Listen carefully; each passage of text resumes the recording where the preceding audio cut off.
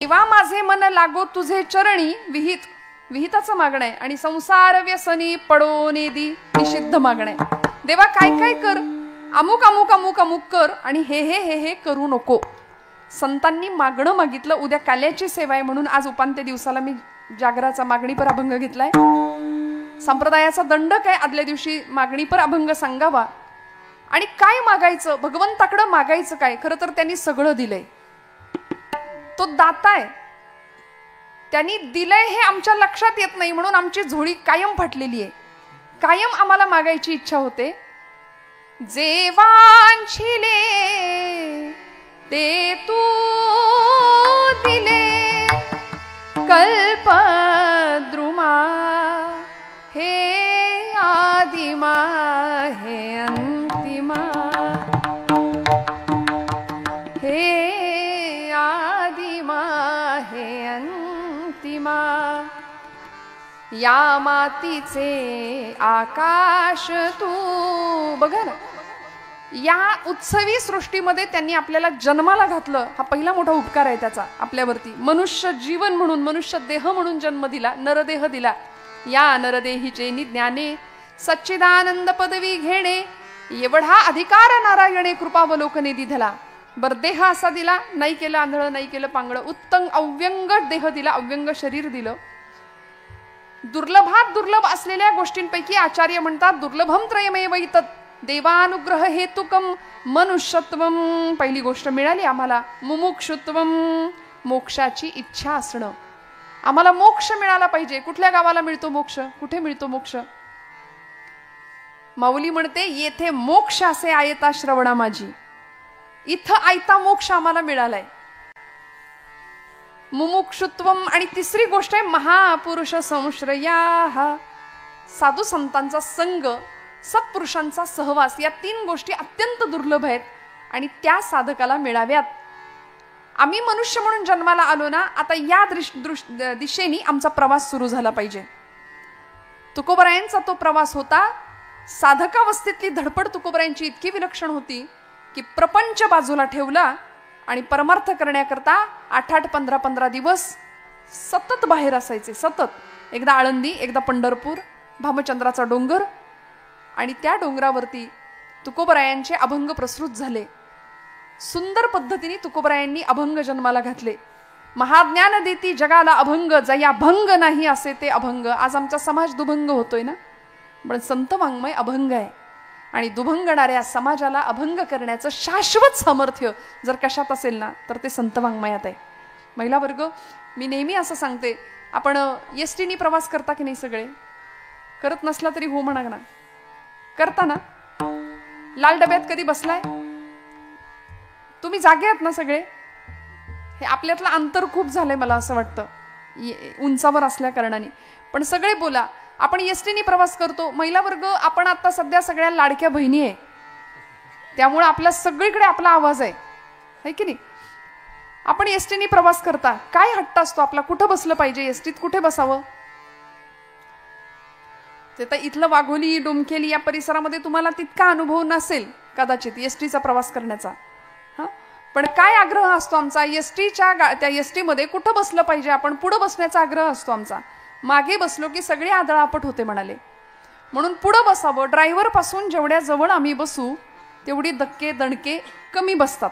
Driver पासून जितक्या लांब जाऊ तेवढी सगळी आदळापट असते. मग हे साधं एसटी ड्रायव्हरच्या बाबतीत आहे. अखिल कोट ब्रह्मांडाचा नायक, जगत चालक आपण म्हणतो परमात्म्याला. स्टेरिंग त्याच्या हातात आहे की नाही. क्लच, गिअर, ब्रेक सगळं त्याच्या हातात आहे. सगळं त्याच्या हातात आहे.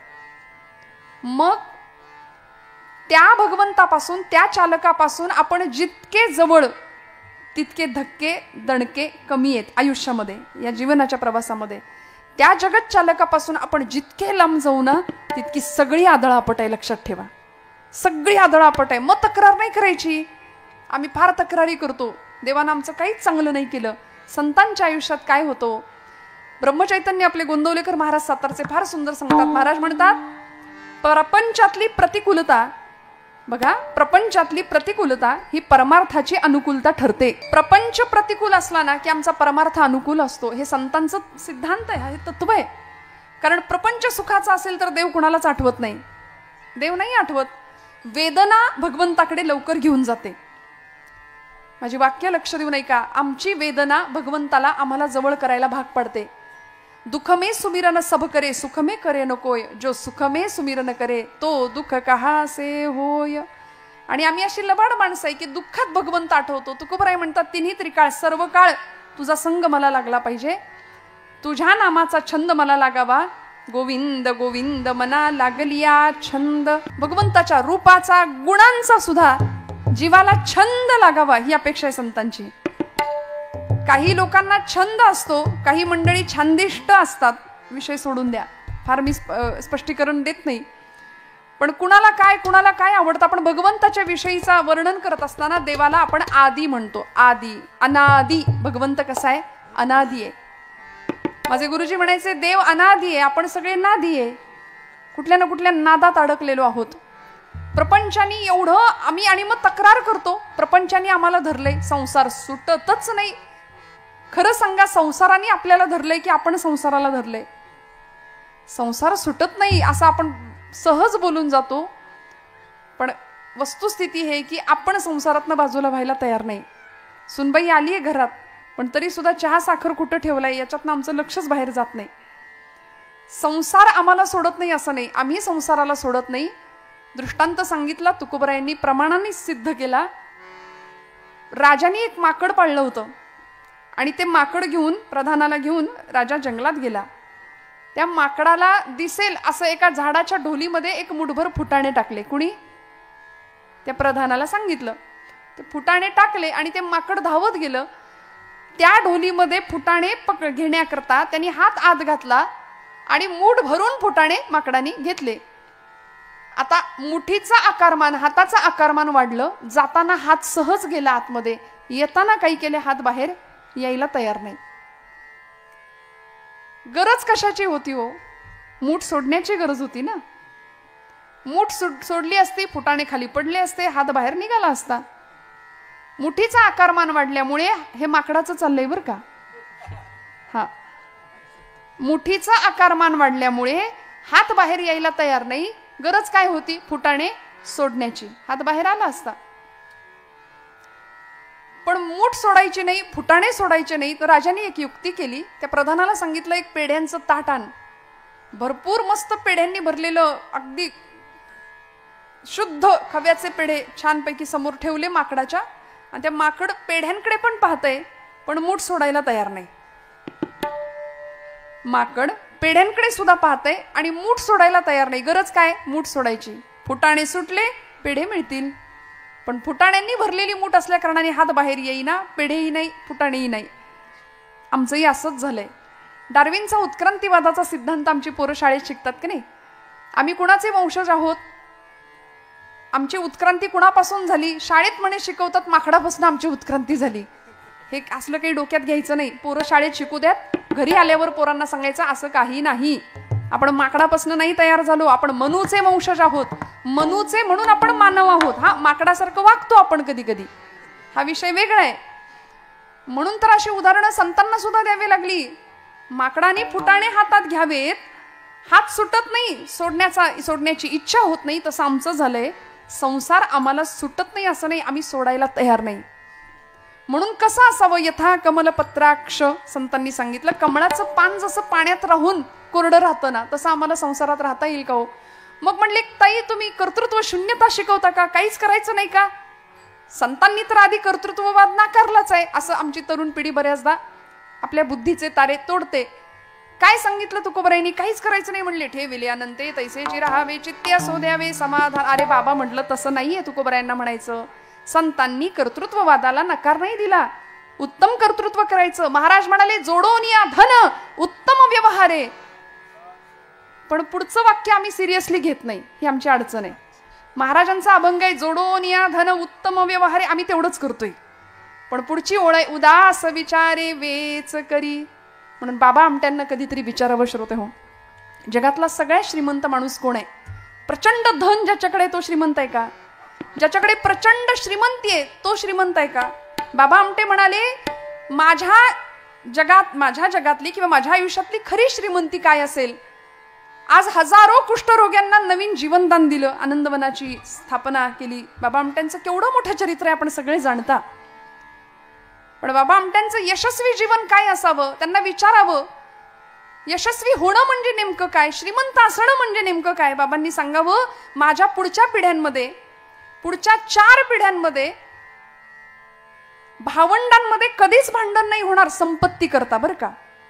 आज वितभर जमिनीच्या तुकड्या करता, बांधाच्या एवढ्याशा तुकड्या करता एकमेकांचे खून पाडणारे बांधव बंधू आपण समाजामध्ये पाहतोय. पण माझ्या पुढच्या पिढ्यांमध्ये संपत्तीच्या वाट्यासाठी, हिश्श्यासाठी माझी पिढी कधीच भांडण नाही करणार. भांडण झालं तर ते सेवा कुणी कुणाची कशी किती करायची याच्यावरून होईल म्हणाले. प्रचंड त्यागमयी जीवन, त्यामुळे जीवनाचा खरा आनंद गवसला, खरं सुख कशातही सापडलं. आणि संतांचंही तेच आहे. प्रपंच सोडा असं महाराजांनी आम्हाला सांगितलंच नाही. समर्थ म्हणाले, प्रपंच करावा नेटका, फाटकं तुटकं जगणं संतांनाही मान्य नाही. उत्तम नेटकच दासबोधात ओवी आहे, प्रपंची असावे सुवर्ण, परमार्थी पंचीकरण. बघा सोनं कसं आहे आता, असावं की नाही प्रपंचात सुवर्ण. महिला वर्ग आपल्याला आवडतं सगळ्यांना. समर्थ म्हणतात, प्रपंची असावे सुवर्ण पण परमार्थी पंचीकरण. सगळ्याचा मोह असावा, सगळं जोडावं, जोडून या धन उत्तम व्यवहारे. पण अशी उदास विचारे वेच करण्याची वृत्ती तुमच्या माझ्या मनामध्ये निर्माण व्हावी, ही संतांची अपेक्षा आहे. मग हे सगळं जीवन कधी आम्हाला कळतं किंवा हे सगळं कधी घडतं, तेव्हाच जेव्हा खऱ्या आनंदाची प्राप्ती होते. तुकोबरायांना त्या आनंदाची प्राप्ती झाली म्हणून तर प्रपंच ठेवला ना बाजूला, गेले भामचंद्राच्या डोंगरावरती. जन विजन झाले आम्हा विठ्ठल नामाप्रमाणे म्हणाले. जन आणि विजन सारखंच. वन पट्टण एक भाव, अवघा झाला एक. वन आणि पट्टण, जंगल आणि शहर एकच झालं आमच्यासाठी. आम्हाला फरक नाही पडला कशाचा. तुका म्हणे, होय मनाशी संवाद आपुलाची वाद आपणासी. तुका म्हणे, होय मनाशी संवाद आपुलाची वाद आपणासी. काय आनंद होता तुकोबरायांच्या जीवनामध्ये. अहो घरामध्ये 18 विश्व दारिद्र्य. कधीतरी आवला आईने विचारावं, आईसाहेबांनी, धनी तुम्ही रोज पांडुरंगाचं पाय पकडण्यासाठी जातायसा, पण माझ्या संसाराची धुळधाण झाली, त्याच्याकडे बाईस बघा की. महाराज म्हणायचे, आवले चिंता करू नको, ज्यानं चोच दिलीये तो चारा देणार आहे.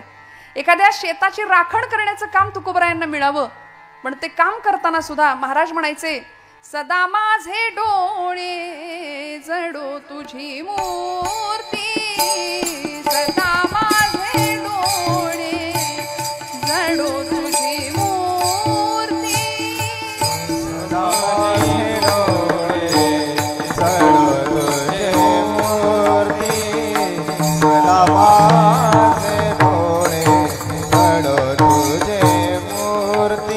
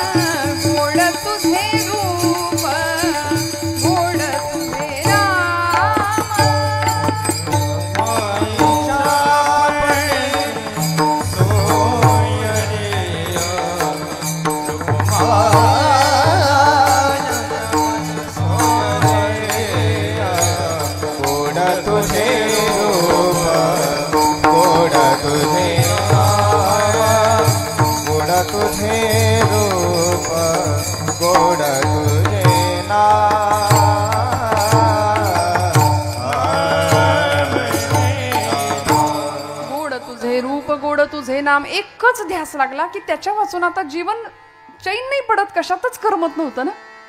म्हणून एखाद्या शेताची राखण जर तुकोबरायांना करायची वेळ आली, ऊसाची राखण महाराजांनी करावी. त्या ऊसाच्या मालकांनी घरी जाताना एक ऊसाची मुळी महाराजांच्या खांद्यावर द्यावी. ती मुळी महाराजांनी घ्यावी आणि घरी यावं. घरी येत असताना काही लहान लहान लहान लहान मुलं महाराजांच्या मागे पुढे, काहींनी मागून घेतले, काहींनी मागून घेतले. संपली ना ऊस, मुळी संपली सगळी. अगदी 2-3 कांडकं शिल्लक राहिली ऊसाची. ते घेऊन तुकोबराय घरी आले आणि लेकरं आली धावत. लेकरांच्या हातामध्ये एक ऊसाचं कांडकं दिलं, आमच्या आईसाहेबांच्या हातात एक दिलं, पांडुरंगासमोर एक ठेवलं. आणि पांडुरंगासमोर तुकोबराई बसले की रामकृष्ण हरी भजन सुरू केलं. अवलम आई आल्या, आईसाहेब आल्या, जिजाई आईसाहेब, आणि वर्णन आहे चरित्रामध्ये, ते उसाचं दांडकं तुकोबरायांच्या पाठीत घातलं जिजाई आईसाहेबांनी. आणि मग तुकोबराय म्हणतात, आवले आवले मला ठाऊक आहे ग, मला दिल्याशिवाय तू काही एकटीनं खायची नाही ऊस. हा प्रपंच होता तुकोबरायांचा. कुठेच कसलीच तक्रार नाही केली. तुका शेठ होते एकेकाळचे, तुका राम नाम घेता कापे यम. हा दरारा होता व्यक्तित्वाचा, चरित्राचा. जीवन वैराग्याचे मूर्तिमंत पुतळे तुकोबरायांना आपण म्हणतो. आपण कायम वैतागलेले असतो. वैराग्य कधी येणार आयुष्यात? आपण कायम वैताग, कायम विकारांनी ग्रस्त असलेलं आमचं जीवन. तुकोबराय एका विलक्षण भावावस्थेत जातात आणि तुकोबराय पांडुरंगाशी नातं जोडतात. भगवंता, हा अपूर्ण असलेला जीव पूर्णत्वाच्या दिशेने प्रवास करतोय, तू पूर्ण आहेस. वैदिक गणित सांगतं, ओम पूर्णमिदः पूर्णमदं पूर्णात् पूर्णमुदच्यते पूर्णस्य पूर्णमादाय पूर्णमेवावशिष्यते. तू पूर्ण आहेस, ब्रह्म पूर्ण आहे. आणि मग आम्हालाही त्या ब्रह्माची अनुभूती घेता यावी, आम्हालाही तो ब्रह्मरस चाकता यावा, याकरता आता सिद्धावस्थेच्या दिशेने आमचा प्रवास सुरू आहे. देवा, आता तुझ्यात आणि माझ्यात अंतर नाही पडता कामा. आणि आता भगवंताला सांगतायत, आता देवा इथून पुढे आता तुझं माझं सख्य जुळलं ना, मी भक्त तू देव ऐसे करी. आता तुझं माझं नातं देवभक्ताचं आहे, तुझं माझं नातं मालक नोकराचं आहे, तुझं माझं नातं आई आणि बाळाचं आहे. तुका म्हणे माता वाहे तान्हुल्याची चिंता. त्यामुळे आईच्या ठिकाणी भगवंताला पाहिलं, आता तुझ्यात आणि माझ्यात अंतर देऊ नकोस, कारण आता माझ्या भावा अंतराय नको देवा. ज्या भावावस्थेला तुकोबराई गेलेत त्यांना माहितीये की भावाशिवाय भगवंताची प्राप्ती होऊ शकत नाही. काष्ठेन विद्यते देवो न पाषाणे न मृण्मये भावो हि विद्यते देवो तस्मात् भावो हि कारणम. म्हणून मी मगाशी एक विधान केलं की भाव हा भक्तीचा सौभाग्य तिलक आहे. एखादी सौभाग्यवती स्त्री आहे, सगळे अलंकार परिधान केलेत पण कपाळाला कुंकू नाही लावलं, तसं ते जसं दिसेल ना तसं भक्तीमध्ये भाव जर नसेल ना तर त्याला काहीच उपयोग नाही, अर्थ नाही. देव भावाचा भुकेलाय, थोर प्रेमाचा भुकेला हाची दुष्काळ तयाला. आणि देवाला सुद्धा तेच हवंय जे जनाबाईंनी दिलं होतं, जे नामदेव महाराजांनी दिलं होतं. रडायचे नामदेव महाराज पांडुरंगासाठी, जनाबाई आईसाहेब रडायच्या, पांडुरंगा सख्या येणारे म्हणायच्या. आणि भगवंत एका पायावर यायचा सुद्धा. जनी जाय पाणीयासी मागे धावे ऋषिकेशी, जनी जाय पाणीयासी. जनाबाईंनी पाण्याला जावं, भगवंतांनी मागे मागे धावं. मने सहित वाचा काया अवघे दिले पंढरीराया. सगळं भगवंताला देऊन टाकलं होतं आणि भाव भगवंताच्या पायाशी स्थिर केला होता, चरणांशी, की आता तुझ्याशिवाय आम्हाला दुसरं काहीही नाही. अन्याश्रयाणाम त्याग हा इति अनन्यता. हा अनन्य शब्दाचा अर्थ शास्त्रकार सांगतात, इतर कुठल्याही आश्रयाचा त्याग आणि एकच आश्रय प्रभुचरणांचा. इतका दृढ भाव भगवंताच्या चरणी दृढ व्हावा की आपुला तो एक देव करूनी घ्यावा, तेणे विण जीवा सुख नोहे. भगवंत एक, बस, त्याच्याशिवाय दुसरं काही नाही. निष्ठावंत भाव भक्तांचा स्वधर्म निर्धार हे वर्म चुको नये. वाटेल ते झालं तरी चालेल. तुका म्हणे प्राण करा देवासी अर्पण. जीवनातल्या सगळ्या क्रिया तिथंच येऊन थांबतात. आणि भगवंत सुद्धा भगवद्गीतेमध्ये म्हणाले, यत् करोषि यदश्नासी यज्जुहोसी ददासी यत् तपस्यसी कौंतेय तत्कुरुष्व मदर्पणम. तू जे जे कर्म करशील ना ते सगळं मला अर्पण कर, असं देव भगवद्गीतेत सांगतायत बरं का. आम्ही माणसं अशी लबाड आहे. चला म्हणाले, देव सांगतोय कुठलंही कर्म करा, मला अर्पण करा, माझ्या ठिकाणी येऊन पोहोचा. एखाद्या चोरानी चोरी करताना जर असं म्हटलं, स्वामी म्हणाले देऊ नकोस, मी तुझ्या पाठीशी आहे, असं कर्म चालणार नाही. माऊलींना सत्कर्माची अपेक्षा आहे. त्यामुळे तया सत्कर्मी रती वाढो भूता परस्परे पडो मैत्र जीवांचे. जे जे कर्म करू. बरीच मंडळी समाजातली संध्याकाळ झाली की सरकार मान्य होतात. असं कर्म देवाला अर्पण करून चालणार आहे का? नाही हो, नाही चालणार. तुम्ही जे सत्कर्म कराल ते भगवंताच्या चरणी अर्पण करा. बोले न ते होवो तुझे चिस्तवन. काय करायचं? वाचेनी नाम घेऊ भगवंताच्या विषयीच. बोलू ऐसे बोले जेणे बोले विठ्ठल डोले. डोळ्यांनी पाहायचंय, भगवंतालाच पाहायचंय. आता भगवंत सोडून लोकांना काय पाहावं असं वाटतं हा ज्यांचा त्यांचा प्रश्न आहे. पण तरी सुद्धा काय बघायचं असेल, डोळे तुम्ही घ्या रे सुख, पहा विठोबाचे मुख. अहो प्रत्येक इंद्रियाला काम दिलं आणि माऊलींनी तर क्रांतिकारक प्रतिज्ञा केली ज्ञानेश्वरीमध्ये, या कारणे मी बोलेन, बोली अरूपाचे रूप दावीन, अतिंद्रिय परिभोगवीन, इंद्रिया करवी, या कारणे मी बोलेन. माऊली प्रतिज्ञा घेतात. माऊलींचा खरं तर हा स्वभाव नाही, आईचा मायेचा स्वभाव आहे ज्ञानोबरायांचा, पण एखाद्या वेळी क्रांतिकारक प्रतिज्ञा घेतात आणि म्हणतात, या कारणे मी बोलेन, बोली अरूपाचे रूप दावीन, अतिंद्रिय असलेला निर्गुण असलेला परमात्मा मी या इंद्रियांना त्या अतिंद्रियाचा भोग घडवून आणीन. भगवंताला पाहण्याची दृष्टी संतांकडे विकसित झाली आणि मग भावाचे प्रकार सुद्धा आम्हाला शास्त्रकारांनी सांगितले. शांत भाव आहे, सख्य भाव आहे, दास्य भाव आहे, वात्सल्य भाव आहे आणि माधुर्य भाव आहे. 5 प्रकार सांगितले. अनेक प्रकारांनी भगवंताला बांधता येतं या भावामध्ये. शास्त्रकारांनी सुभाषित सांगितलं, व्याधस्याचरणं ध्रुवस्य च वयो विद्या गजेंद्रस्य का जातिर्विदुरस्य यादवपतेर उग्रस्य किं पौरुषम कुब्जायाः कमनीय रूपमधिकं किं तत्सुदाम्नो धनं भक्त्या तुष्यति केवलम न च गुणैर्भक्ती प्रिय श्रीपतीः. अन्य कुठल्याही गुणांनी भगवंत प्रसन्न होत नाही. महाराजांना माहिती आहे, देवा भावाच्या बळावर तू माझ्या जवळ आलास ना, आता माझ्यात आणि तुझ्यात अंतर पडू देऊ नकोस. कशामुळे देव प्रसन्न झाला? व्याधस्याचरणं, आचरण बघून देव प्रसन्न होतो असं म्हणावं तर व्याधाचा आचार काय होता, पण देवानी कृपा केली. व्याधस्याचरणं ध्रुवस्य च वयो, वय बघून देव कृपा करतो असं म्हणावं तर ध्रुव बाळाचं वय किती होतं श्रोते हो? लहान लेकरू होतं ते. नारदांची कृपा झाली, आईचा आशीर्वाद मिळाला, जंगलात गेला आणि तपश्चर्या करून भगवंताला प्राप्त करून घेतलं, अढळपद प्राप्त झालं. व्याधस्याचरणं ध्रुवस्य च वयो विद्या गजेंद्रस्य का. गजेंद्र, भागवतात कथा आहे गजेंद्र मोक्षाची. पशुकुळात जन्माला आलेला तो गजेंद्र पशु योनीमध्ये असताना सुद्धा भगवंताला प्राप्त केलं. काय विद्या होती त्याच्याजवळ? काही नाही, पण भगवंत कृपाशीर्वाद मिळाले भगवंतांचे. का जातिर्विदुरस्य यादवपतेर उग्रस्य किं पौरुषम. विदुराचं जात बघून देव कृपा करतो असं म्हणावं तर विदुर आमचे दासीपुत्र होते, भगवंतांनी कृपा केली. ज्यावेळी शिष्टाई करता हस्तिनापूरला देव आले होते ना, त्यावेळी भगवंत दुर्योधनांनी त्यांना बोलावणं पाठवलं होतं, निमंत्रण पाठवलं होतं. आणि पूर्व काळापासूनची ही पद्धत आहे की म्हणाले याला जेवायला घालूया चांगलं चमचमीत आणि आपल्या बाजूला वळतं करून घेऊया. हे म्हणून तर आदल्या रात्री मतं बदलतात की नाही? मग हे पूर्वीपासून आहे, इतिहासाची हिस्ट्री रिपीट होत राहते. भगवंतांना आपल्या बाजूला वळतं करून घेऊया, त्याला बोलवूया, त्याला जेवायला घालूया, हा दुर्योधनाचा डाव होता. पण भगवंत म्हणाले अन्न कुणाच्या घरचं खावं हे सुद्धा भगवंत आम्हाला शिकवतात. अन्नात जायते बुद्धीही म्हटलंय. कुणाच्या घरचं अन्न सेवन करावं, कुठलं अन्न सेवन करावं? दुर्योधनाच्या घरचं मी नाही सेवन करणार म्हणाले. विदुर काकांकडे पाहिलं आणि विदुरांना वाटत होतं की देव माझ्या घरी येईल का. भाव होता मनातला, अत्यंतिक शुद्ध भाव होता विदुरजींचा. विदुरजी घरी गेले, भगवंत दारात उभे राहिले आणि कडी वाजवली. काका काका मी आलोय म्हणाले, मला जेवायला वाडा भूक लागलीये. बघा श्रोते हो, आमचं वर्तन असं असावं, आमचं वागणं असं असावं की एक दिवस देवानी येऊन आमची सुद्धा कडी वाजवावी की दार उघडा मी आलोय म्हणून. विदुरजींच्या दारात भगवंत उभेत आणि भगवंत अशांच्याच दारात येतो.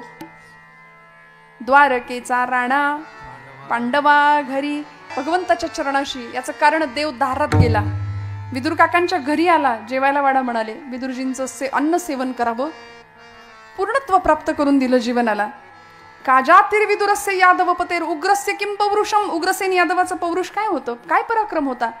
उग्रसेन यादवांना कैदेमध्ये टाकून कंसानी त्यांचा मुकुट स्वतःच्या डोक्यावर घेतला आणि राज्यकारभार करत होता, अनन्वित अत्याचार करत होता लोकांवरती. पण भगवंतांनी उग्रसेन यादवांनी भगवंतांचं स्मरण केल्यामुळे त्यांचा उद्धार केला. कंसाला मारलं आणि खरंय कंस मारावाच लागतो, कंस सोडवावाच लागतो, तेव्हा गणित सुटतं.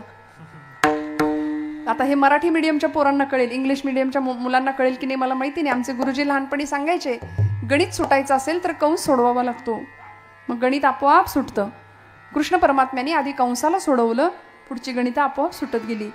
कंसाला आपल्या मुष्टियुद्धाच्या मुष्टीने प्रहार केला, त्रैलोक्याचा भार होऊन भगवंत कंसावरती कोसळले आणि कंसाला मारलं आणि मग राज्यपद पुन्हा उग्रसेनांनाच दिलं. स्वतः बसले असते तरी कुणी काही म्हटलं नसतं, पण त्याचं वर्णन आहे, त्याचा स्वभाव आहे, तू तो उदारांचा राणा, द्यायला येतं भगवंताला. तो बसू शकला असता. अहो जरासंधाला मारलं, मग त्याचं अख्खं साम्राज्य भगवंतांनी स्वतःच्या ताब्यात घेऊ शकला असता, पण नाही, जरासंधाच्या पोराला देऊन टाकलं. स्वतः नामानिराळे राहिले, आयुष्यभर हसत राहिले आणि हसवत राहिले. भगवंतांच्या जर चरित्राचा आपण बारकाईने अभ्यास केला ना तर आपल्याला कळतं देवाकडं किती दुःख होतं, प्रचंड दुःख होतं. जन्माला आल्यापासून शेवटपर्यंत, पूर्ण अवतार समाप्त करेपर्यंत भगवंत अत्यंत दुःखी होते वेळोवेळी, पण तरी सुद्धा हसत राहिले. सगळं स्वीकारलं, सगळी नाती भगवंतांनी उत्तम निभावली आहेत, उत्तम. उग्रस्य किं पौरुषम कुब्जायाः कमनीय रूपमधिकं किंतत् सुदाम्नो धनम. काय बघितलं भक्ताचं? कुब्जेचं रूप काय होतं? रूप बघून देव प्रसन्न होतो, कृपा करतो असं म्हणावं तर 3 ठिकाणी वक्र असलेली कुब्जा. भगवंत मथुरेमध्ये ज्यावेळी पहिल्यांदा पाऊल ठेवलं त्यावेळी कुब्जेने भगवंतांना पाहिलं. कुब्जा ही कंसाची ब्युटिशियन होती बरं का, असं म्हटलं की आता पटकन कळेल तुम्हाला. म्हणजे तिच्या हातामध्ये तो गंध लेपन करण्याकरता ती कंसाला जायची. आणि ब्युटिशियन किंवा आता ज्यांचं पार्लर आहे की नाही त्या महिलांना कळेल मी काय म्हणते. त्यांना एक सेन्स असतो की कुठला हेअरकट चांगला दिसेल, या ड्रेसवर कसा मेकअप चांगला दिसेल, नाही का. तसं तिचा तो सेन्स होता. तिला भगवंतांना पाहिल्याबरोबर तिला असं वाटलं की मला याला सजवायचंय, जो मुळात सुंदर आहे त्याला सजवायची इच्छा झाली. किती सुंदर होता हो देव, किती सुंदर होता. नाथबाबांनी वर्णन केलं, कृष्ण मूर्ती होय गे कळो आदि सोय गे, कृष्ण मूर्ती होय गे कळो आदि सोय गे, कृष्ण मूर्ती होय गे कळो आदि सोय गे, कृष्ण मूर्ती होय गे कळो आदि सोय गे. प्राणाचाही प्राणू पाहता, प्राणाचाही प्राणू पाहता, सुख सांगो काय गे, तुळशी माळ गळा गे, कस्तुरीचा टिळा गे, तुळशी माळ गळा गे, कस्तुरीचा टिळा गे, तुळशी माळ गळा गे, कस्तुरीचा टिळा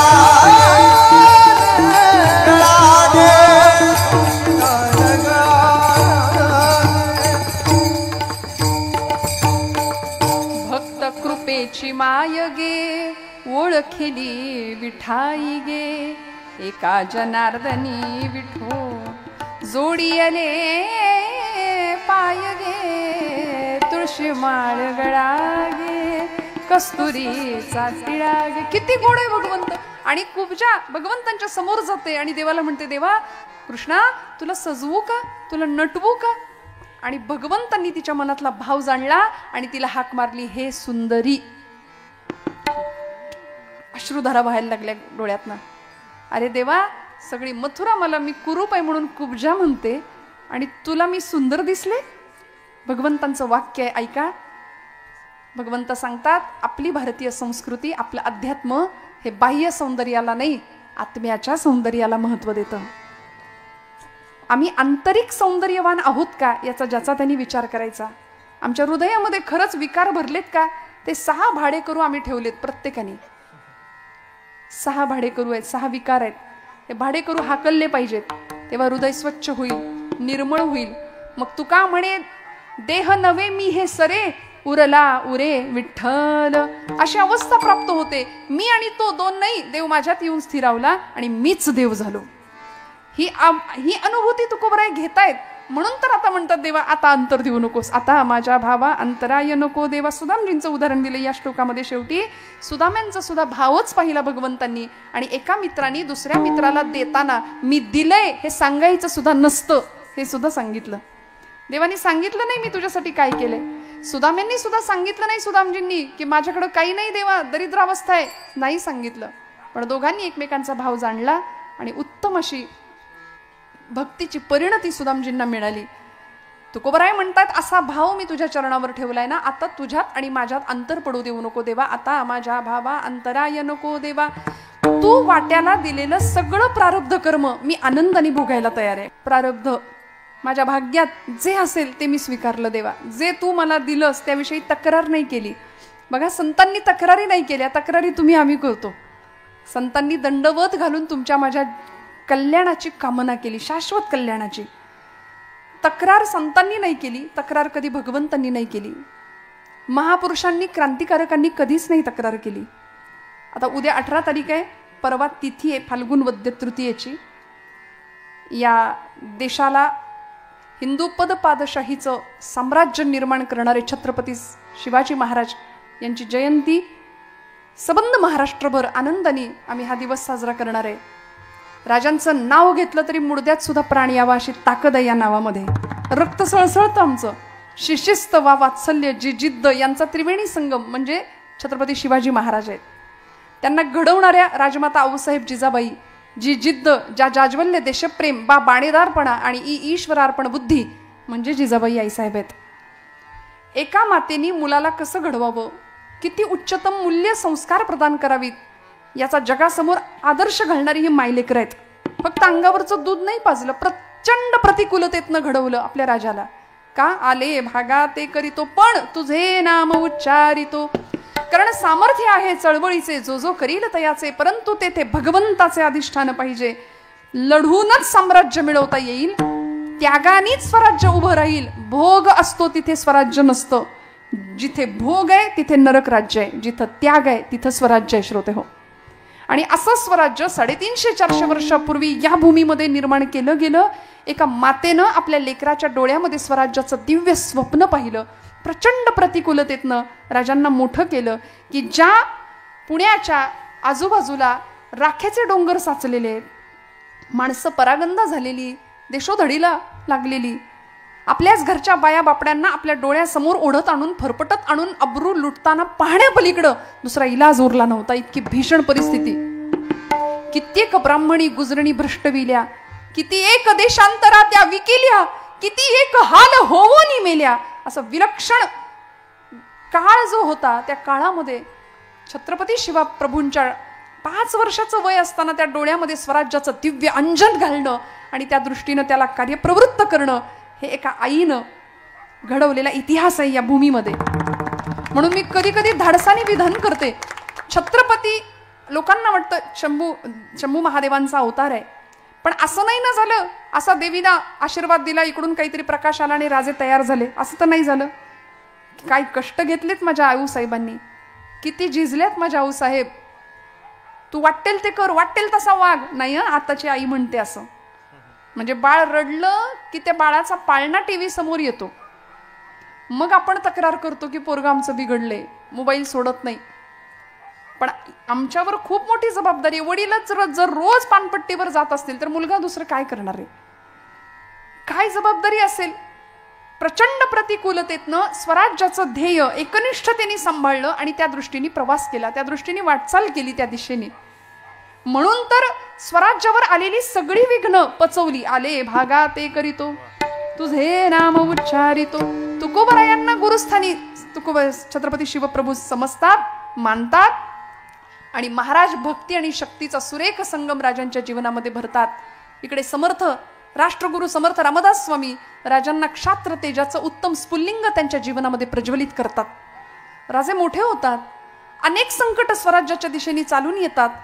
अफजल खान नावाचं क्रूरकर्मा पठाण प्रतापगडाच्या दिशेने येतो ना, त्यावेळी आदिलशहाच्या दरबारामध्ये चांदीच्या तबकातला तो विडा उचलतो आणि बडी बेगम साहिबाला तो अफजल खान सांगतो कि मैं शिवाजी को पकड़ के लाऊंगा, शिवाजी को पहाड़ का चूहा है उसे यूं पकड़ के लाऊंगा. बड़ी बेगम साहिबा म्हणते ना, चूहे को पकड़ने के लिए कितनी फौज चाहिए? तो अफजल खान म्हणतो यूं ही कोई 20-22 हजार, 22,000 उंदरासाठी. तेवढंच घोडदळ, तेवढंच हत्तीदळ, तेवढंच पायदळ. किती वर्ष चालेल म्हणाले मोहीम? अफजल खान म्हणतो 3 बरस तक चलेगी ये हमारी मोहीम. त्यालाच खात्री नव्हती की मी राजाला मारू शकेन की नाही. पण ज्यावेळी अफजल खान नावाचा क्रूरकर्मा पठाण महाराष्ट्राच्या दिशेने येतो आणि हिंदूंच्या भावना दुखवण्याकरता तुळजाभवानीला हात घालतो, कारण ही भवानी राजाला ताकद देते ना, मग हिला फोडली पाहिजे म्हणून आपल्याच लोकांना सांगून देवीच्या गंडकी शिळेची मूर्ती आणायला लावतो. घाण घातला जगदंबेवरती, खाडकन मूर्ती आपटली, ठिकऱ्या झाल्या आमच्या आई जगदंबेच्या मूर्तीच्या. जाती घेऊन माणसं बोलवली होती, भरडली माती, रांगोळी केली आणि प्रांगणात पसरली. आणि अफजल खान म्हणतो मैंने परमात्मा की मिट्टी बनाई है कोई मई का लाल जो मिट्टी से परमात्मा को फिर से पैदा कर सके। आता छत्रपती शिवप्रभू विचार करतात, काही नाही मला जमतच नाही, आता मी जातो, असं जर राजे म्हणले असते तर तो आत्मघात ठरला असता. पण राजांना कृष्ण नीती माहिती होती. प्रचंड संयमाने निर्णय घेतले. जगदंबेवर घण घातला हे कळालं, किती यातना झाल्या असतील, सगळं सहन केलं. आले भागा ते करीतो, पण आई वचन दिलं तुळजाभवानीला, तुझ्या अपमानाचं उसनं फेडल्याशिवाय जाणार नाही, पंढरपूरच्या पांडुरंगाचं उसनं फेडल्याशिवाय इथून जाणार नाही, हे वचन द्यावं. आणि तो अपमान, ते उसनं फेडण्याकरता संयम राखला. अफजल खानाला स्वराज्याच्या टप्प्यामध्ये प्रतापगडाच्या पायथ्याशी आणलं. पण अफजल खानाच्या मोहिमेवर जाताना काय भाग्य आहे श्रोते हो, ऐका. आपण अफजल खान वधाची कथा नेहमी ऐकता, पण आपल्याला ही गोष्ट बऱ्याचदा ज्ञात नसते की यावेळी जिजामाऊलींचा निरोप राजे घेत होते. त्यावेळी जिजामातोश्री सांगतात, राजा प्रसंग बाकाय, जीवावर उदार होऊन तुला लढावं लागेल शिवबा. आता तुमच्या पश्चात स्वराज्याची ही ठिणगी जी पडली आहे ना, ती प्रज्वलित होत राहिली पाहिजे. आता इथे स्वराज्य आकाराला येण्यापासून वंचित होता कामा नये. तुमच्या पश्चात सुद्धा स्वराज्याचं काम टिकलं पाहिजे, वाढलं पाहिजे चंद्राच्या कलेप्रमाणे. या मोहिमेमध्ये तुम्हाला दगाफटका होऊ शकतो राजे. हे कोण सांगते? आई सांगते. आणि राजे, या मोहिमेमध्ये जर तुम्हाला काही दगाफटका झाला तर तुमच्या पश्चात स्वराज्य चाललं पाहिजे, याच्याकरता मृत्यूपत्र लिहा. जिजाऊ माऊली आपल्या पुत्राकडून मृत्यूपत्र करून घेते. काय कठोर मन असेल आमचं असतं, आमच्या लेकाचा काही त्रास नाही, उठ म्हणलं की उठतो, बस म्हणलं की बसतो, अगदी वडिलांच्या वळणावर गेलाय. म्हणजे आम्हाला जे मिळालं नाही ते सगळं लेकरांना मिळावं इतकी आमची अपेक्षा असते ना. त्यामुळे मग नाही हा शब्द ऐकायची सवय नाही राहत आमच्या लेकरांना. सगळं मिळतं, मागायच्या आधी मिळतं, दिलेल्याची किंमत राहत नाही. 16व्या वर्षी तोच मुलगा आपल्या आईबापाला विचारतो, तुम्ही आमच्यासाठी काय केलं, काय केलं आमच्यासाठी. आणि मग त्यावेळी खाडकन डोळे उघडतात, अरे रे कितीही करा. म्हणून ब्रह्मचैतन्य महाराज आमचे म्हणतात, तुम्ही प्रपंचासाठी कितीही करा, कुणीच केलं कुणी म्हणणार नाही, पण माझ्या देवासाठी थोडंसं करा, देव लक्षात ठेवतो, देव लक्षात ठेवतो. छत्रपती शिवप्रभूंनी जगदंबेच्या अपमानाचं उसनं घ्यायचं निर्णय ठरला. इकडे जिजाऊ मातोश्रींनी मृत्यूपत्राची तयारी केली. राजे मृत्यूपत्रावर सही करा, मृत्यूपत्र लिहा. राजे निघाले. सईबाईंचा निरोप घेतला. माझ्या शंभू बाळाला सांभाळ म्हणून सांगितलं. आणि जात असताना आता बाहेर पडणार मोहिमेकरता जी काही थोडीशी फौज फाटा होता तो घेऊन राजे निघालेत. राजांचं बुद्धी चातुर्य आणि राजांची विवेक बुद्धी दोन्हीही पणाला कस लागला होता बुद्धी चातुर्याचा. वाघनकं तयार ठेवली होती जहरी विष लावून. आपल्या सगळ्यांना हा इतिहास माहिती, मी नव्याने नाही सांगत आहे. पण कशाला म्हणतात त्याग, कशाला म्हणतात वाट्याला आलेलं स्वीकारणं. राजे बाहेर पडतात आणि 60-70चा एक अत्यंत वृद्ध असा इसम, म्हणजे राजांच्या मावळ्यांमध्ये भीष्माचार्य म्हणून ज्यांना पाहावं आणि बघावं असे कान्होजी काका जेधे समोर येतात राजांच्या. आणि कान्होजी काका म्हणतात, राजा एकटाच निघालाय सोयर. राजांनी सांगितलं, काका काय म्हणताय, गंमत दाखवू का म्हणले. पत्र बघ अफजल खानानं पाठवले. असं पत्र अनेक वतनदारांना, सरदारांना, देशमुखांना अफजल खानाने पाठवलं होतं. त्या पत्रामध्ये कान्होजी जेधे राजांना सांगतायत, राजा बघ तरी पत्र काय लिहिलंय अफजल खानाने. अरे मला बोलावतोय त्याच्या सैन्यात, राजा मला बोलावतोय अफजल खान आपल्या सैन्यात. अफजल खानाने पाठवलेल्या पत्राचा मजकूर होता, कान्होजी जेधे आपण जुने जाणते बुजुर्ग आहात, स्वराज्याचे पाईक आहात, पण आता तुम्ही ज्याला राजा मानता अशा शिवछत्रपती प्रभूंची चारी मुंड्याची अशी अवस्था होणार आहे या पराभवामध्ये, या युद्धामध्ये. त्यावेळी आता सावध व्हा, आदिलशाहीची चाकरी करा, तुमचं इमान आदिलशाहीच्या पायाशी राखा, आणि हे जर न कराल तर समोर येणाऱ्या परिणामाला तयार राहा. राजा लेखाचा दम देतोय र मला, म्हणले दम देतोय मला, काय करू राजा. छत्रपती शिवप्रभू 27-28 वर्षाचं वय आहे. कान्होजी जेधे 60-70चं वय आहे. भीष्माचार्यांसारखे कान्होजी मिशीला पेळ देत राजाला सांगतायत, राजा काय केलं पाहिजे सांग ना. शिवबाराजे सांगतायत, कान्होजी काका अहो तुमच्याच ओळखीचे उतरावळीची जहागिरी ज्यांना मिळाली आहे असे खंडेराव खोपडे गेले की अफजल खानाकडे. खंडोजी खोपडे फितूर झाले. अफजल खानाने त्यांना बोलावलं, त्याच्या सैन्यामध्ये ते गेले. तुम्हीही असंच करा, कारण माझं जहाज आता बुडणार आहे अशी सबंध भारतवर्षाला खात्री आहे. या युद्धामध्ये माझं काही निभाव लागू शकत नाही अशी सगळ्यांना खात्री आहे. मग बुडणाऱ्या जहाजामध्ये आपलं बोचकं कोण आणून ठेवेल? कोण आणून ठेवेल? छत्रपती शिवप्रभूंनी सांगावं, काका अहो माझ्या बुडणाऱ्या जहाजामध्ये स्वतःच राजा, अरे एक खंड्या गेला म्हणून काही सगळं स्वराज्य गेलं का? काळजी करू नको, 6000 फौज घेऊन आलोय म्हणाले तुझ्यासोबत. जिथं म्हणशील तिथं मोहिमेत उभा राहतो, जिथं म्हणशील तिथं मोहिमेत उभा राहतो. शिवबाराजे 28 वर्षाचं वय आहे, समजून सांगतायत काका तुमचं वतन जाईल, तुमची जहागिरी जाईल, माझ्या नादी लागू नका. ही काट्यावरची वाट आहे, विस्तवावरचा मार्ग आहे, माझ्या नादी लागू नका. ऐका, अफजल खानाच्या सैन्यात जायचं असेल तर खुशाल जा. कान्होजी काका तावातावानी आतमध्ये गेले, राजांच्या देवघरामध्ये गेले. तिथं पळी पंचपात्र ठेवलं होतं, तिथलं भांड उचललं, तुळशीचं एक पान घेतलं, उजव्या हातात तुळशीचं पत्र ठेवलं, पात्रातलं पाणी तुळशी पत्रावर सोडलं आणि पाणी राजांच्या पायावर पडलं. आणि राजांना कान्होजी काका जयदे सांगतात, राजा वतन आणि जहागीर वाहिली इथं या पायावर म्हणले. आता जगायचं तर यासाठीच आणि मरायचं सुद्धा यासाठीच म्हणाले. दोघांनी कडकडून मिठी मारली, एकमेकांना कडकडून मिठी मारली. हे त्यागाचं राज्य होतं. वाटेल त्या परिस्थितीला सामोरं जाण्याची तयारी आहे. तुका म्हणे प्राण करा देवासी अर्पण, देह जाऊ अथवा राहो पांडुरंगी दृढ भाऊ. अरे देहाची पर्वा करतो कोण राजा? ज्या प्रभूंच्या चरित्राबद्दल आपण चर्चा करतो, असं आत्मानम मानुषम मन्ये रामम दशरथात्मज, ही रामांची चरित्राची ओळख स्वतः प्रभू सांगतात. आत्मानम मानुषम मन्ये रामम दशरथात्मज, मी रामाचा दशरथाचा आत्मज आहे, मी मुलगा आहे, त्यामुळे मनुष्यत्वाच्या सगळ्या मर्यादा मला लागू पडतात. माझ्या सीताचं हरण झालं त्यावेळी झाडाला, वेलीला, वृक्षाला मी सीते सीते करून रडलो, जसा सामान्य एखादा नवरा रडेल तसा. त्यामुळे मी माणूस म्हणून जन्माला आलो, मनुष्यत्वाच्या सगळ्या मर्यादा आहे. याच्या उलट गोपाळकृष्ण सर्व धर्मान परित्यज्य मामेकम शरणम व्रज, ते त्याच्या आयडेंटिफिकेशन देतात भगवंत.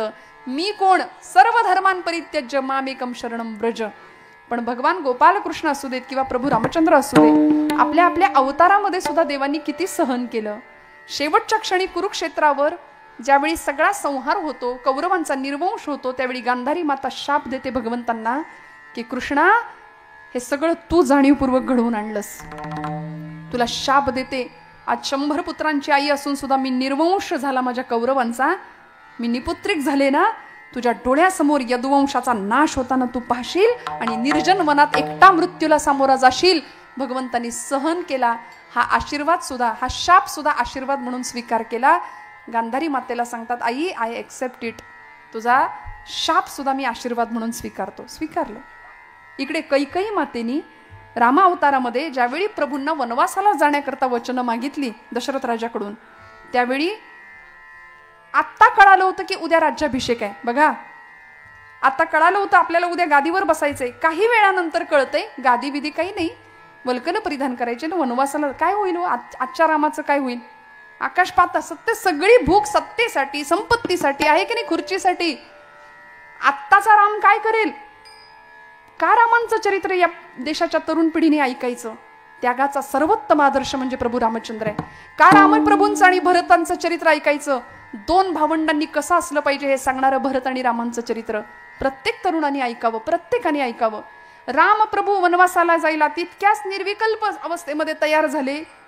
इकडं सीतामाईंना निरोप द्यायला गेले प्रभू रामचंद्र की सीते मी येतो म्हणून. कल्पना करा काय झालं असेल एका सौभाग्यवती स्त्रीचं, पतिव्रतेचं. जनक राजाकडून निरोप आला होता, सीता जानकी निघून ये, बरं का, निघून ये, ते 14 वर्षांचा वनवास झाला की मग तुला मी अयोध्येत पाठवतो, असं वडिलांनी निरोप पाठवला होता. आत्ताची सीता असती तर बॅग भरली असती की नाही लगेच, ते तिकडे वनवास तुमचा बघा, मी चालले माझ्या घरी. पण नाही हो, सीतामाईंकडे ज्यावेळी प्रभू रामचंद्र येतात ना, त्यावेळी आईसाहेब सांगतात, निरोप कसला माझा घेता. महाराष्ट्राचे आधुनिक वाल्मिकी गदी माडगुळकर आणि बाबूजींची चाल. काय सीतामाईंचा त्याग आहे, मी येणार तुमच्या बरोबर, माझा कसला निरोप मागता. निरोप कसला माझा घेता, जेथे राघव तेथे सीता, जेथे राघव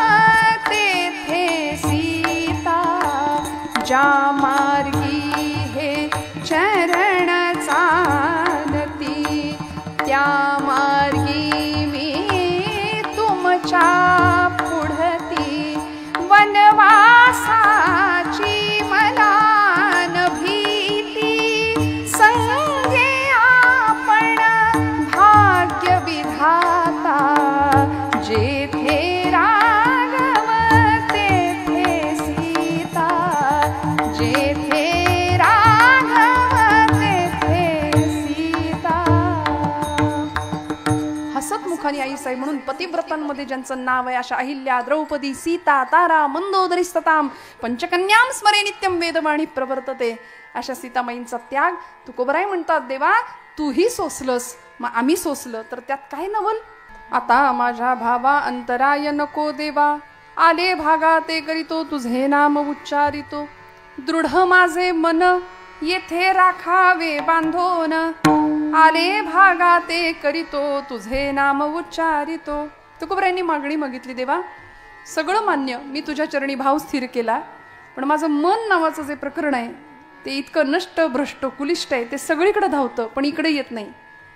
आपण म्हणतो पोरग ऐकतच नाही, ऐकतच नाही. आई वडिलांच्या तक्रारी असतात की नाही, कार्ट ऐकायलाच तयार नाही, दिवसातनं 10 वेळा आई म्हणते ऐकतच नाही. आई म्हणलं बहिरा आहे का, म्हणलं बहिरा नाही, सगळं ऐकायला येतं पण जेवढं ऐकायला पाहिजे ते ऐकत नाही, नको तेच बरोबर ऐकतं.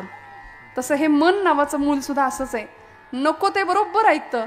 म्हणून तर या मनाला उपदेश करावे लागले समर्थ रामदास स्वामींना, मना सज्जना भक्तिपंथेची जावे, तरी श्रीहरी पाविजे तो स्वभावे, जनी निंद्यते सर्व सोडोनी द्यावे, जनी वंद्यते सर्व भावे करावे. किती सोपं हो, काय अवघड आहे. हरिपाठ आणि मनोबोध हे 2 ग्रंथ असेल सगळ्यांनी जवळ बाळगावेत कायम. मोठी ज्ञानेश्वरी गाथा आपल्याला कायम नाही वागवता आली ठीक आहे, पण निदान हे 2 ग्रंथ असेल. एका हरिपाठासाठी ज्ञानोबांचे 1000 वेळा पाय पकडले तरी कमी ठरतील. हरी हरी हरी मंत्र हा शिवाचा, म्हणती जे वाचा तया मोक्ष. जिवंतपणे मोक्षाची अनुभूती माऊली आम्हाला हरिपाठातनं करून देतात. काय ताकद आहे, आईची माया, पित्याचं प्रेम. आज ज्ञानोबांच्या तुकोबांच्या रूपाने आई आणि बाप, ज्याला कुणी नाही ना त्याला ज्ञानोबा आहेत तुकोबा आहेत एवढं लक्षात ठेवावं. कारण प्रपंच आम्हाला शेवटपर्यंत टिकत नाही. देव सोयरा देव सोयरा देव सोयरा दीनांचा, तुझे नाम उच्चारितो म्हटलं ना, मनापासून भगवंताचं नाम घ्यावं, तक्रार न करता आलेल्या परिस्थितीचा सामना करावा. म्हणजे प्रतिकूलतेवर सुद्धा मात करणं हे आमच्या महापुरुषांनी आम्हाला शिकवलं, आमच्या संतांनी आम्हाला शिकवलं, देशभक्तांनी देवभक्तांनी सगळ्यांनी शिकवलं. स्वातंत्र्यवीर सावरकरांचं चरित्र आपण जाणता. सावरकर म्हणायचे, देहाकडून देशाकडे जाताना, देहाकडून देवाकडे जाताना मध्ये देश लागतो आणि त्या देशाला मी काहीतरी माझं देणं लागतो. मग इथे आलेल्या प्रत्येक मनुष्य जीवानी ठरवायचं, मी माझ्या गावाला, मी माझ्या मातीला, मी माझ्या समाजाला, मी माझ्या देशाला काहीतरी देणं लागतोय. ते देणं दिल्याशिवाय इथून जायचं नाही. भगवंताला जे आवडतं ते त्याचं नाम त्याला द्यायचं. आणि सध्या नामाशिवाय पर्याय नाही भगवंताच्या. अत्यंत गोड असा तुकोबरायांचा अभंग आहे, आता माझ्या भावा अंतराय नको देवा. श्रोते हो, मी फक्त एक कविता सांगून आपला समारोप घेणार आहे. आमचा हिंदू धर्म ही भगवी पताका, या सगळ्याबद्दल अभिमान वाटावा. सध्या हिंदू जाती जातीमध्ये विभागला जातो आणि मग पतित होण्याची कारणं आहेत अनेक. त्यामध्ये हे एक कारण आहे की आम्ही जातीपातीत विभागलो गेलो. हा अमुक जातीतला, तो अमुक जातीतला. मराठा या शब्दाची व्याख्या छत्रपतींनीच आम्हाला सांगावी. समर्थ म्हणाले, मराठा ती तुका मिळवावा, महाराष्ट्र धर्म वाढवावा. अवघा मराठा. कोण मराठा? 96 कुळी 92 कुळी मराठा नाही, जो भगव्यासाठी लढतो तो मराठा, जो स्वतःच्या प्राणांची पर्वा न करता भगव्यासाठी धारातीर्थी पडतो तो मराठा. म्हणून आचार्य अत्रेंनी सुद्धा मराठीची व्याख्या सांगितली. कुणाला म्हणायचं मराठी माणूस? ज्याला माझ्या ज्ञानोबरायांची एक तरी ओवी पाठ आहे तो मराठी, ज्याला माझ्या तुकोबरायांचा एक तरी अभंग पाठ आहे तो मराठी, आणि ज्यांनी शिवछत्रपती प्रभूंचा एक तरी गड पायाखालनं घालून आणलाय त्याला म्हणायचं मराठी. किती सोपं आहे. कशाला गोंधळ करून ठेवतो जीवनाचा, आयुष्याचा. इतकं सोपं सहज जीवन असताना सुद्धा आम्ही ते क्लिष्ट करून ठेवतो. नको त्या वादामध्ये अडकतो. वादापेक्षा संवादामध्ये राहावं, चांगलं ऐकावं, चांगलं श्रवण करावं आणि जीवनाचा उत्कर्ष एका छान दिशेने आमचा घडावा. आमच्या येणाऱ्या पिढीसाठी उत्तम आदर्श तयार व्हावेत आणि येणाऱ्या पिढीने सुद्धा आदर्श म्हणून उत्तमांनाच स्वीकार करावं. कारण आता कुणाकडे बघून जीवन वाट चालावी असं विचारावं तरुण पोरांना, तर पटकन मनात एखाद्या हिरोईनचं नाव येतं, एखाद्या हिरोचं नाव येतं. प्रोफाईल पिक्चरवर, डीपीवर अशी चित्र लागतात. मदर डे, फादर डे आला की तेवढ्या पुरते आई वडील आठवतात. अंतःकरणाच्या प्रोफाईलवर रोज आईचा फोटो असावा, रोज बापाचं चित्र असावं. 500 किलोमीटरवरच्या एखाद्या मित्राला गुड मॉर्निंगचा मेसेज आपण पटकन रिप्लाय करतो.